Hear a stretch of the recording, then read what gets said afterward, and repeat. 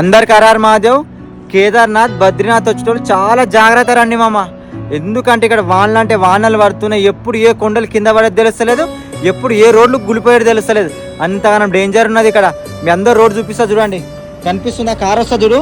Only one వేనే రావాలి, ఇక్కడికి వెళ్ళి ఇంకో కార్ పోవడానికి లేదు. ఎందుకంటే ఇగో మొత్తం ఈ రోడ్ మొత్తం వానకి గులిపోయింది. మొత్తం కొండలే మామ.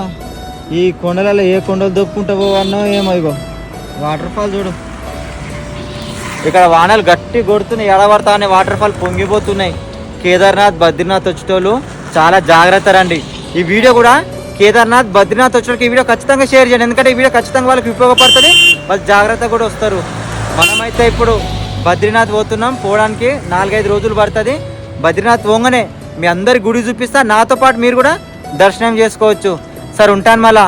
అందరికీ నా మనస్ఫూర్తిగా రామ్ రామ్, జై శ్రీరామ్.